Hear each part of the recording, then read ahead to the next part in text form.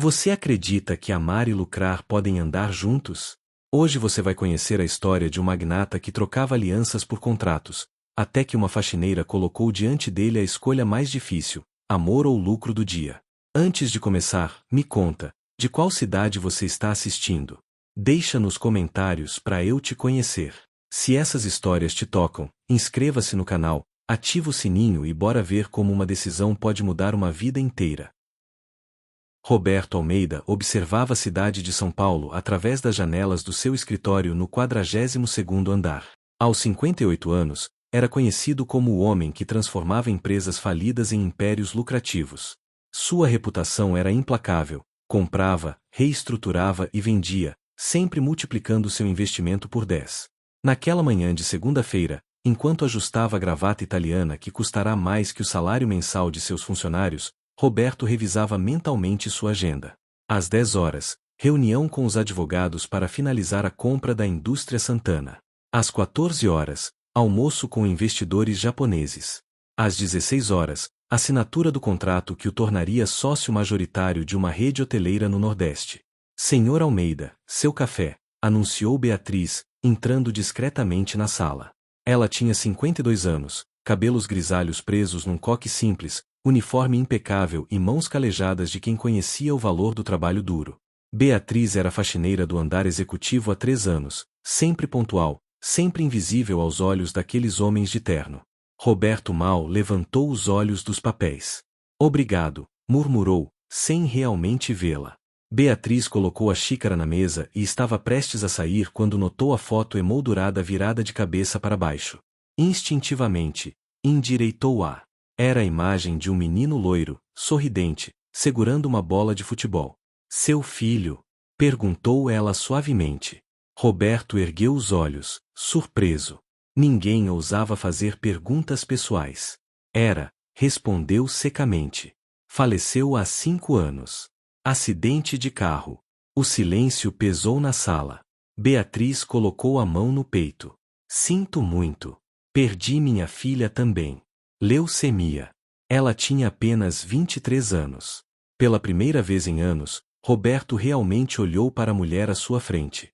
Viu a dor familiar refletida naqueles olhos castanhos, uma dor que dinheiro nenhum podia curar. Como você? Como consegue seguir em frente? A pergunta escapou antes que ele pudesse contê-la. Levanto todo dia e ajudo quem posso. É o que minha Júlia gostaria. Beatriz sorriu tristemente.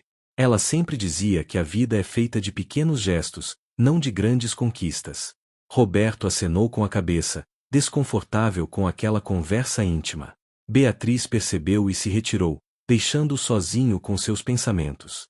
Às 10 horas em ponto, a reunião começou. Os advogados apresentaram os papéis da indústria Santana, uma fábrica de móveis com 150 funcionários, endividada, mas com excelente localização. Se demitirmos 70% do quadro de funcionários e automatizarmos a produção, teremos lucro em 6 meses, explicou Dr. Sérgio, seu advogado principal. Em 2 anos, vendemos por 3 vezes o valor investido. Roberto assinava os documentos mecanicamente quando Beatriz entrou para limpar a sala de reuniões ao lado. Através da porta entreaberta, ela ouviu a conversa. Quantas pessoas serão demitidas? Perguntou Roberto. Cerca de 105 funcionários. A maioria acima dos 50 anos. Será fácil justificar, respondeu Dr. Sérgio com um sorriso. Beatriz sentiu um aperto no coração. Tinha amigos que trabalhavam na Santana. Dona Lúcia, que sonhava ver o neto se formar. Seu Antônio, que estava há 2 anos da aposentadoria. Naquela noite, Roberto trabalhou até tarde. Quando finalmente decidiu ir embora, percebeu que Beatriz ainda estava ali, limpando o corredor. Ainda aqui? Perguntou ele, genuinamente surpreso. Faço hora extra 3 vezes por semana, explicou ela, passando o pano no chão. Estou pagando a faculdade do meu neto. Ele quer ser professor. Professor? Roberto não escondeu o ceticismo. Com tantas profissões que dão dinheiro. Beatriz parou de limpar e olhou para ele. Nem tudo na vida se mede em dinheiro, Senhor Almeida.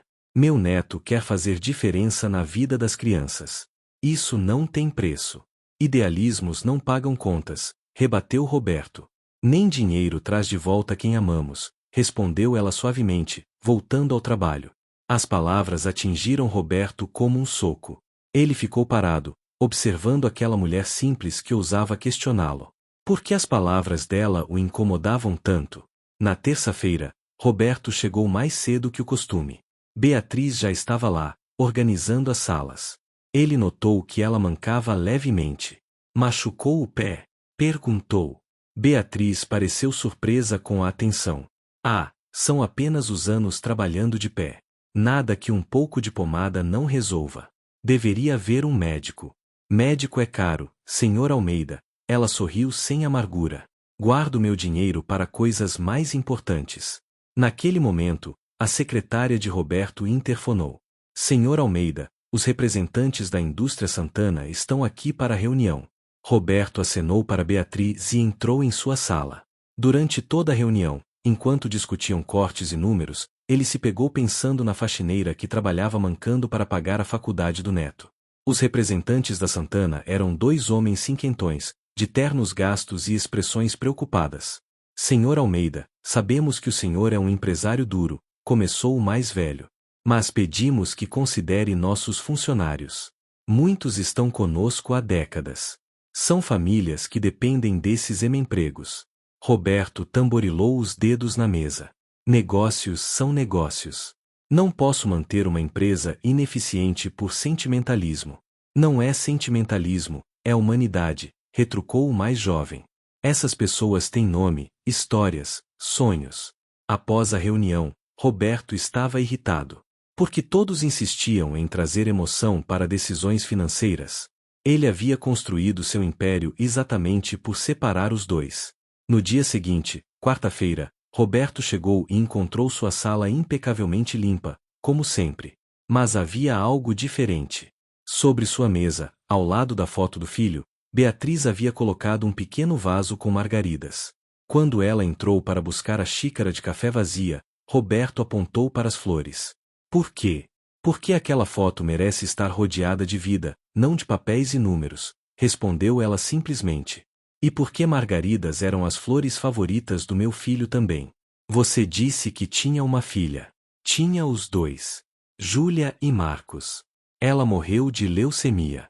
Ele, num assalto há 8 anos, a voz de Beatriz tremeu, mas ela manteve a compostura. Mas enquanto eu respirar, eles vivem na minha memória e nas coisas boas que faço. Roberto sentiu algo estranho no peito. Piedade. Admiração? Não sabia ao certo.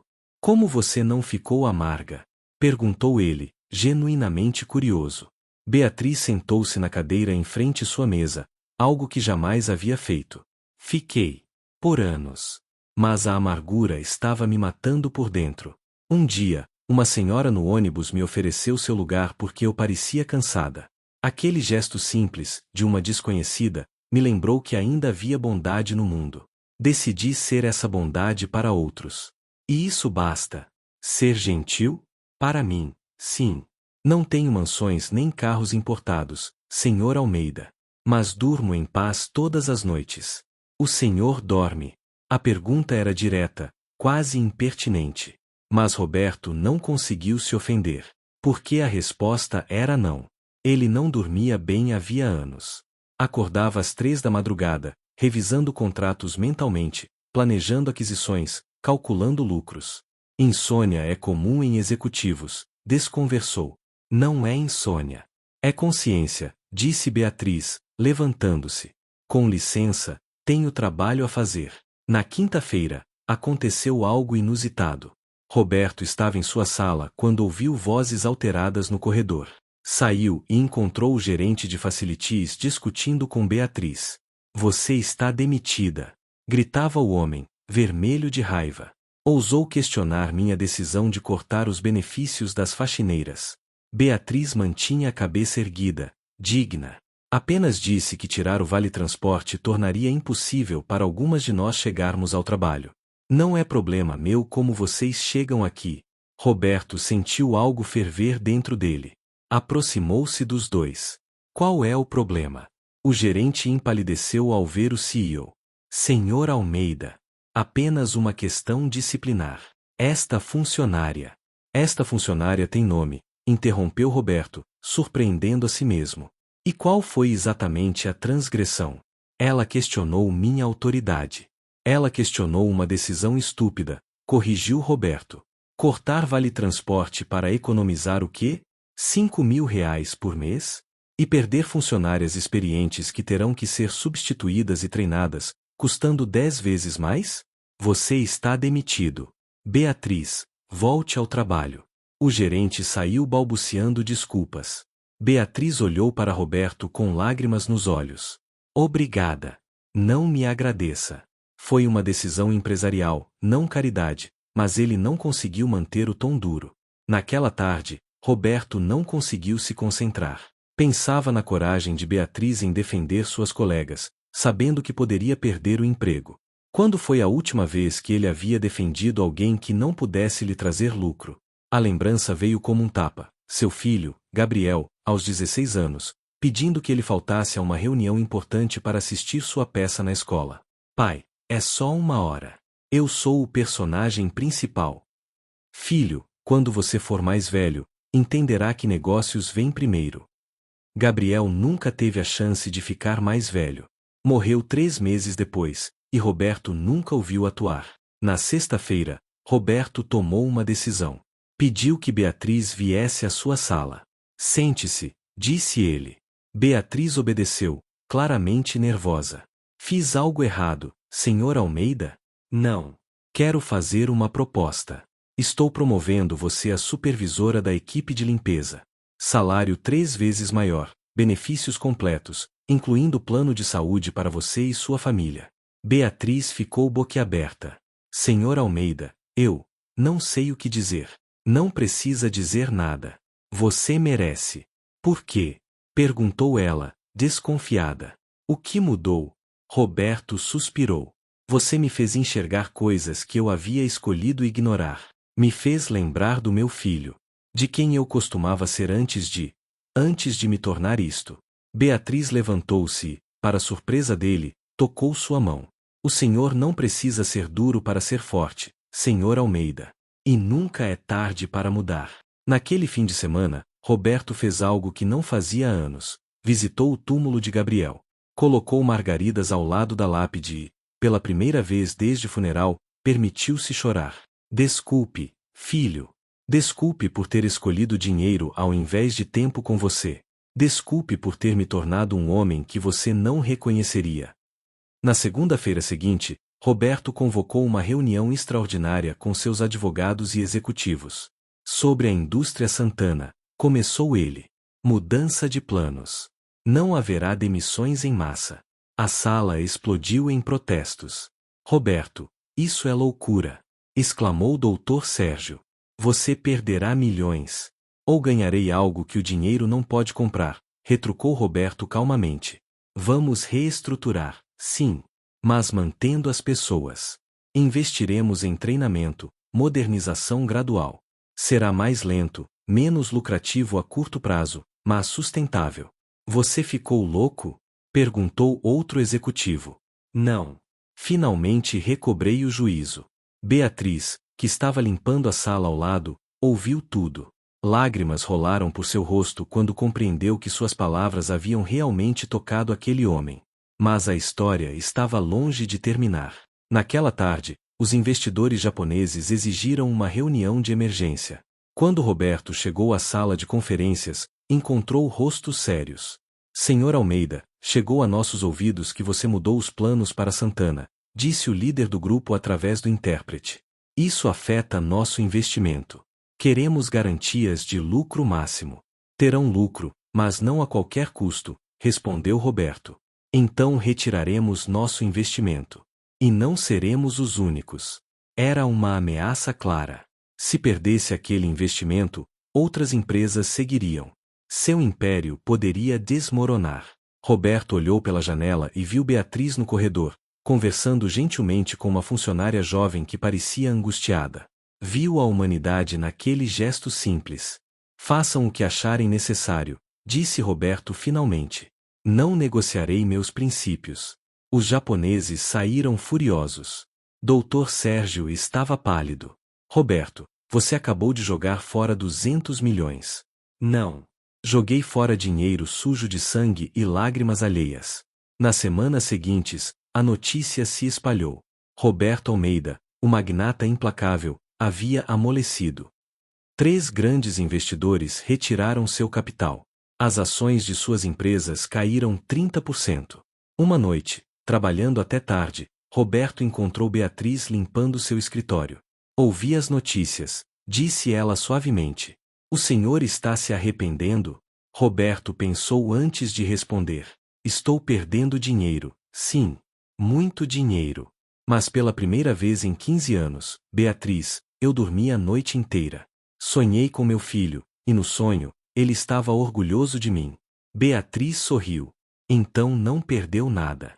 Ganhou tudo. Mas o desafio maior ainda estava por vir. Na sexta-feira, Roberto recebeu uma proposta tentadora. Um grupo chinês oferecia 500 milhões por suas empresas. Uma fortuna que resolveria todos os seus problemas financeiros. Havia apenas uma condição. Eles fariam todas as demissões que ele havia se recusado a fazer na Santana e nas outras empresas. Milhares de pessoas perderiam seus empregos. Roberto tinha 48 horas para decidir. Naquela noite, ele caminhou pelas ruas de São Paulo, algo que não fazia há anos. Observou as pessoas voltando do trabalho, cansadas mas felizes por terem um lar para onde ir. Viu um pai brincando com o filho em uma pracinha. Lembrou-se de Gabriel. De como seu filho pedia apenas atenção, tempo, amor, coisas que dinheiro não comprava. Quando chegou ao escritório no sábado de manhã, encontrou Beatriz lá, fazendo limpeza extra para ajudar uma colega doente. Você nunca descansa? Perguntou ele. Descanso quando sei que fiz o bastante, respondeu ela. Mas nunca fazemos o bastante quando amamos o que fazemos e as pessoas com quem convivemos. Beatriz, posso perguntar uma coisa pessoal? Claro. Se você pudesse voltar no tempo e escolher entre ter mais dinheiro ou mais tempo com seus filhos, o que escolheria? Ela não hesitou. Mais tempo. Sempre mais tempo. Dinheiro se ganha, se perde, se ganha de novo. Tempo. Tempo nunca volta. Mesmo sabendo que com mais dinheiro poderia ter pagado tratamentos melhores. Senhor Almeida, minha filha tinha os melhores médicos. Gastei cada centavo que tinha e que não tinha. E sabe o que ela me disse no final? Que seu único arrependimento era não termos feito mais piqueniques, não termos assistido mais pôr do sol juntas. Não era sobre dinheiro. Nunca foi. Roberto assentiu lentamente. Sua decisão estava tomada. Na segunda-feira, Roberto reuniu os representantes chineses. Cavalheiros, agradeço a oferta generosa. Mas minha resposta é não. O líder do grupo franziu a testa. Senhor Almeida, está ciente de que sua situação financeira é delicada? Esta pode ser sua última chance de vender minha alma? Sim, estou ciente, interrompeu Roberto. E prefiro reconstruir meu império do zero mantendo minha humanidade do que ser bilionário sem conseguir olhar no espelho. Após a reunião, Roberto pediu que todos os funcionários da Santana fossem convocados para uma assembleia. Ele foi pessoalmente até a fábrica. Quando entrou no galpão, 150 rostos preocupados o encaravam. Corriam rumores de que a fábrica seria vendida e todos demitidos. Sei que estão preocupados, começou Roberto, sem microfone, apenas sua voz ecoando pelo espaço. Sei que tem famílias, contas, sonhos. Vim aqui pessoalmente para dizer que ninguém será demitido. Vamos reestruturar, sim. Será difícil. Mas faremos juntos. Um murmúrio percorreu a multidão. Por que deveríamos acreditar no Senhor? Gritou uma mulher da plateia. Empresários como o senhor só pensam em lucro. Roberto reconheceu a mulher. Era Lúcia, a amiga de Beatriz. Porque aprendi com uma pessoa sábia que lucro sem humanidade não vale nada. E porque já perdi tempo demais perseguindo dinheiro ao invés de significado. Ele contou sobre Gabriel. Sobre como havia sido um pai ausente.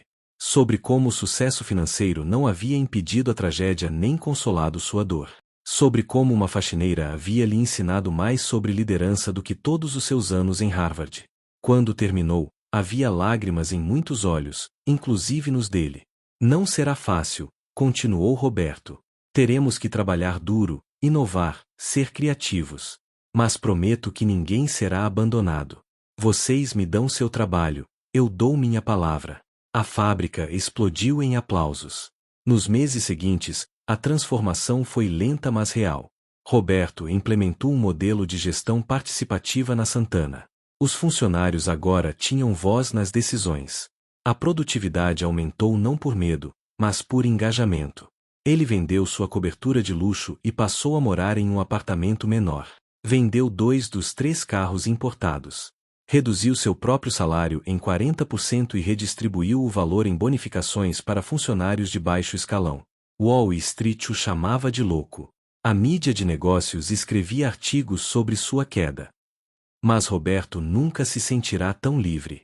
Beatriz continuou como supervisora, mas agora almoçava regularmente com Roberto.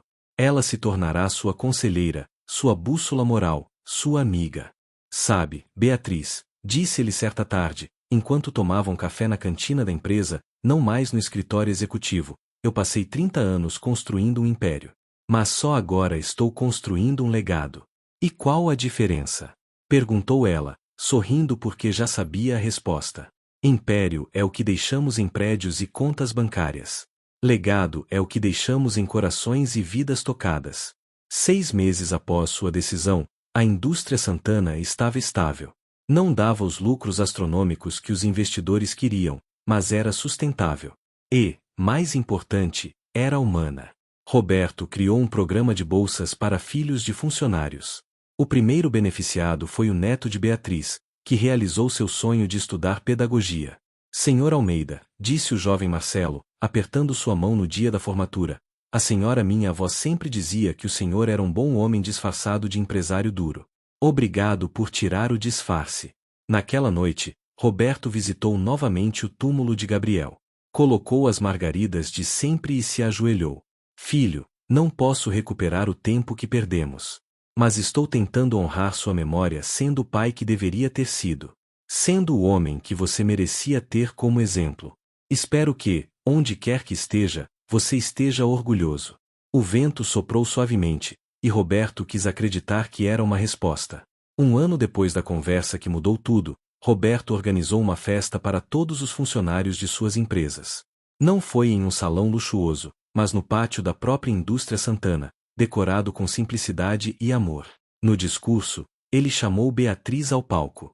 Esta mulher, disse ele, com a voz embargada, me ensinou que liderança não é sobre mandar, é sobre servir. Que sucesso não é sobre quanto acumulamos, mas sobre quanto compartilhamos.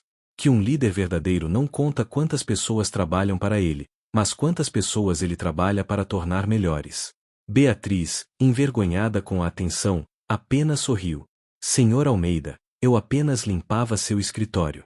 Não, Beatriz. Você limpou minha alma.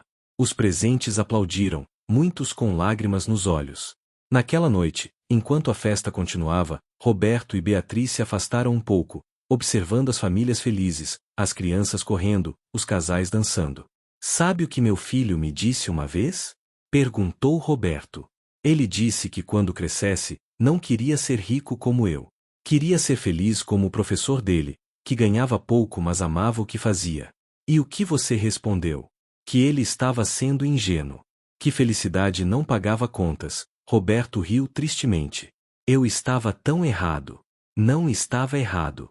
Apenas ainda não tinha aprendido a lição. E qual é a lição?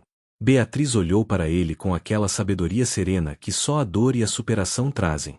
Que podemos escolher, a cada dia, entre construir impérios ou construir pontes. Entre acumular fortunas ou cultivar afetos. Entre ser temidos ou ser lembrados com carinho. O Senhor escolheu reconstruir, Senhor Almeida. E isso é mais corajoso do que começar do zero. Roberto olhou para aquela mulher extraordinária que, com margaridas e palavras simples, havia revolucionado sua vida. Pode parar de me chamar de Senhor Almeida.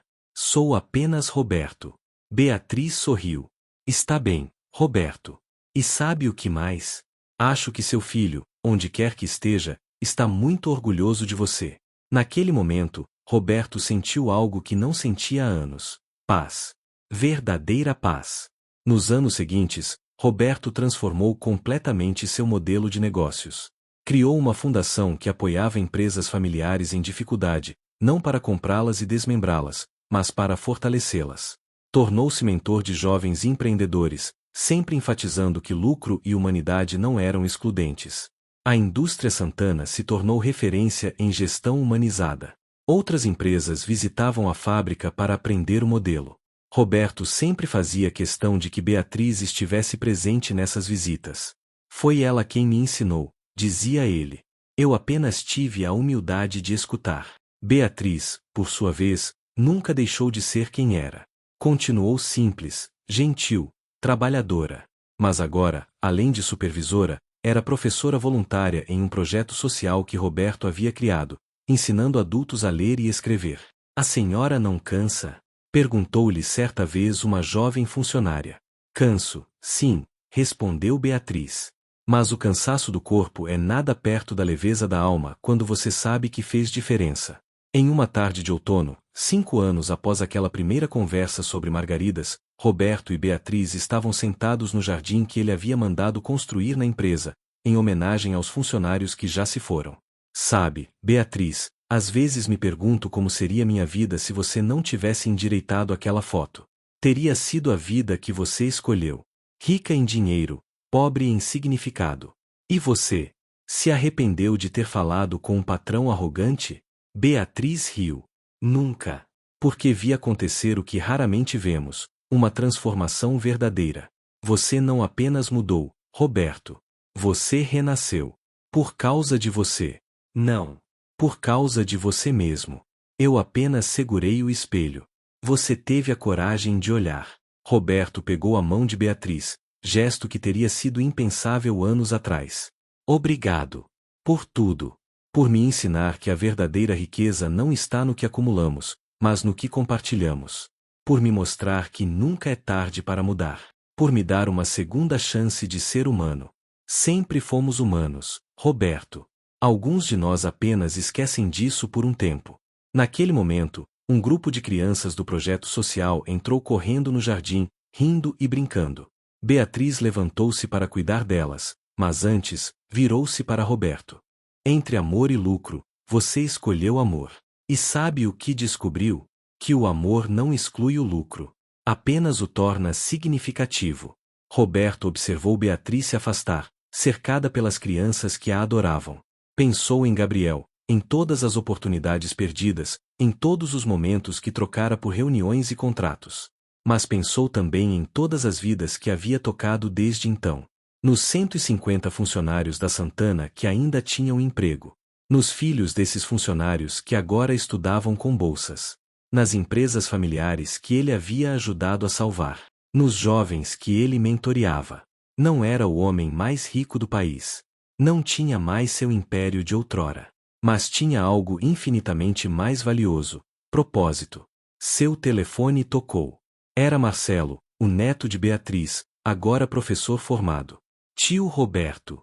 A voz animada do jovem ecoou. Consegui. Vou lecionar na escola pública do bairro onde cresci. Parabéns, Marcelo. Seu primeiro dia como professor. Sim. E sabe o melhor?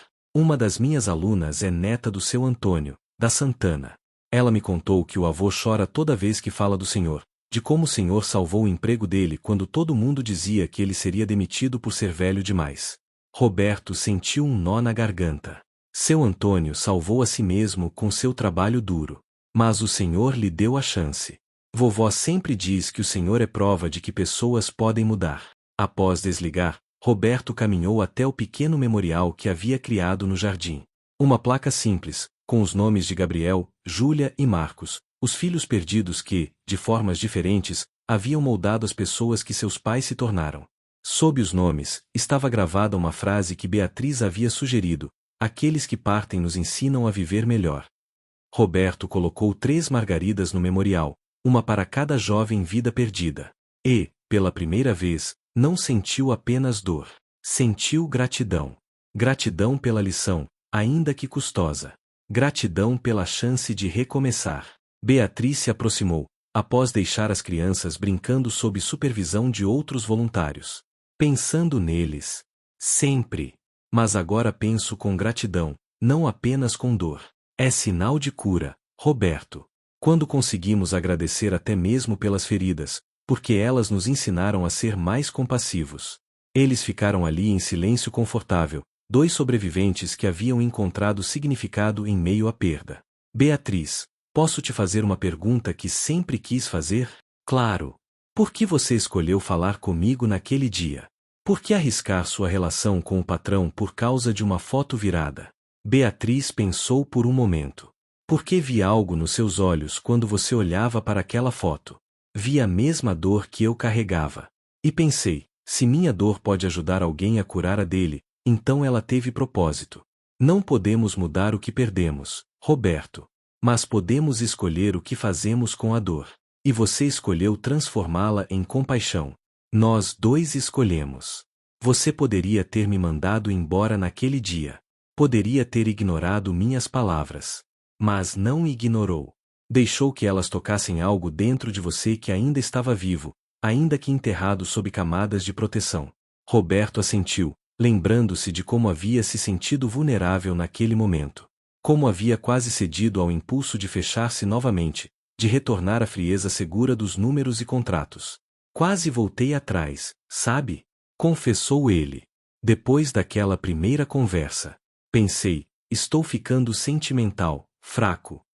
Quase retirei todas as mudanças. Mas não retirou. Não.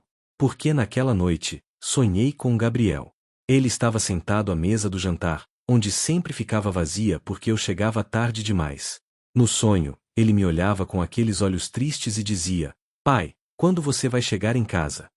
Acordei entendendo que ele não estava falando apenas do jantar. Estava perguntando quando eu voltaria a ser humano. Beatriz colocou a mão no ombro dele. E você voltou. Não instantaneamente, não sem dor ou dúvida. Mas voltou. Isso é o que importa. Naquele momento, seu Antônio se aproximou, tímido. Aos 64 anos, estava prestes a se aposentar com dignidade, após décadas de trabalho. Senhor Roberto, desculpe interromper. Só queria agradecer pessoalmente. Mês que vem é meu último dia na Santana, e... a voz falhou. E vou sair de cabeça erguida, com minha aposentadoria completa, podendo olhar nos olhos da minha neta e dizer que seu avô foi um trabalhador honrado até o fim. Roberto abraçou o homem, algo que o velho Roberto jamais faria. Obrigado a você, seu Antônio. Por sua dedicação, sua lealdade, por me mostrar o valor do trabalho honesto. Depois que seu Antônio se afastou, Beatriz comentou: Viu? Este é o lucro que nenhum balanço financeiro mede. A dignidade daquele homem, o futuro da neta dele, a estabilidade que você deu a 150 famílias. Mas quase destruí tudo isso por ganância. Quase é a palavra-chave, Roberto. Você parou a tempo. Quantos não param? Quantos seguem até que não reste nada além de dinheiro vazio e relacionamentos destruídos? Roberto refletiu sobre seus antigos colegas de negócios. Quantos estavam em seu terceiro ou quarto casamento? Quantos não falavam com os filhos? Quantos morriam ricos e sozinhos, com funerais vazios de afeto? Fui sortudo. Tive você para me acordar. Não foi sorte, Roberto. Foi escolha. Você escolheu ouvir. Escolheu mudar. Escolheu, todo dia, continuar escolhendo o caminho mais difícil mas mais significativo. 10 anos se passaram desde aquela manhã em que Beatriz endireitou uma foto e mudou 2 vidas. Roberto, agora com 68 anos, havia se tornado uma referência em gestão humanizada. Escreveu um livro chamado Margaridas no Concreto, Como uma faxineira me ensinou a ser líder, que se tornou best-seller e era usado em escolas de negócios como exemplo de transformação empresarial. Beatriz, aos 62, havia se aposentado da limpeza, mas continuava ativa no projeto social. Também viajava com Roberto, dando palestras sobre como pequenos gestos podem gerar grandes mudanças. A indústria Santana prosperava, agora gerida coletivamente, com participação de todos os funcionários nas decisões. Tornará-se modelo de empresa sustentável não apenas ambientalmente, mas humanamente. Em uma tarde ensolarada, Roberto e Beatriz estavam sentados no mesmo jardim, cercados por roseiras e margaridas que ele insistira em plantar por toda parte. Sabe o que percebi, Beatriz? disse Roberto, observando um casal de funcionários novos passeando de mãos dadas. Passei 30 anos trocando alianças por contratos. Literalmente. Perdi meu casamento por causa do trabalho. Perdi meu filho. Perdi a mim mesmo. Mas se reencontrou. Com sua ajuda. Não, Roberto. Com sua coragem. Eu apenas mostrei a porta. Você a atravessou. Roberto sorriu, pensando em quantas portas havia atravessado desde então. A porta da vulnerabilidade. Da compaixão. Do perdão, especialmente o perdão a si mesmo. Você salvou minha vida, Beatriz. Nós salvamos um ao outro. Porque você também me salvou, sabia? Eu estava tão perdida na minha dor, tão focada em apenas sobreviver, que havia esquecido de realmente viver. Você me deu propósito novamente. Me mostrou que minhas palavras tinham poder, que minha história tinha valor. Sempre teve. Mas eu não sabia. Achava que era apenas mais uma faxineira invisível, limpando escritórios de gente importante. Você me viu, me ouviu, me valorizou. E isso me transformou tanto quanto transformou você. Roberto pegou a mão de Beatriz, gesto que se tornará natural ao longo dos anos. Então fizemos uma troca justa. Você me deu humanidade. Eu lhe dei voz. E juntos, mudamos 150 vidas. E as famílias dessas 150 pessoas. E as comunidades onde vivem. Uma pedra jogada no lago, criando ondas infinitas. Marcelo, o neto de Beatriz, agora um professor experiente e respeitado, aproximou-se com sua esposa e 2 filhos pequenos. Vovó, tio Roberto, chamou animadamente. As crianças queriam ver o jardim antes de irmos embora. Os 2 netos de Marcelo correram entre as flores, rindo. Roberto observou a cena com olhos marejados. Gabriel teria a idade do Marcelo agora, murmurou. Talvez tivesse filhos também. Talvez, concordou Beatriz suavemente. Mas olhe o que você fez pelo Marcelo. Você é o avô que ele nunca teve. É o mentor, o exemplo, o porto seguro. Gabriel não teve filhos, mas seu legado está aqui, nestas crianças brincando, neste jardim cheio de vida. Acha que ele me perdoaria? Por ter sido tão ausente? Beatriz apertou sua mão. Acho que ele está orgulhoso. Porque você não apenas reconheceu seus erros. Você os transformou em pontes. Quantos pais estão mais presentes hoje porque leram seu livro? Quantos executivos repensaram suas prioridades? Gabriel não teve o pai que merecia, mas milhares de filhos têm pais melhores por causa da sua história. Roberto chorou abertamente, sem vergonha. Lágrimas de dor, sim, mas também de gratidão e paz. Obrigado, Beatriz. Por tudo. Por ter visto o homem que eu poderia ser quando tudo que eu via era o monstro que eu havia me tornado. Nunca foi um monstro, Roberto. Apenas um homem perdido. E todos nós nos perdemos às vezes. O que importa é encontrar o caminho de volta. Eles ficaram ali, 2 amigos improváveis unidos pela dor e transformados pelo amor, observando o pôr do sol tingir o céu de laranja e rosa. Roberto pensou em todas as escolhas que havia feito. Entre amor e lucro. Entre alianças e contratos. Entre ser temido e ser amado. E percebeu que, no final, não havia sido uma escolha única, mas milhares de pequenas escolhas diárias. Escolher estar presente. Escolher ouvir. Escolher valorizar pessoas acima de lucros. Escolher, todos os dias, ser um pouco mais humano. Beatriz olhou para ele e sorriu, aquele sorriso sábio de quem conhece tanto a dor quanto a redenção. Sabe qual é a maior vitória, Roberto? Qual? Não é que você mudou. É que você inspirou outros a mudarem também. O jardim que plantamos juntos está florescendo muito além destes muros. E era a verdade. Por todo o país, executivos estavam repensando suas prioridades. Empresas estavam implementando modelos mais humanos. Filhos estavam recuperando seus pais.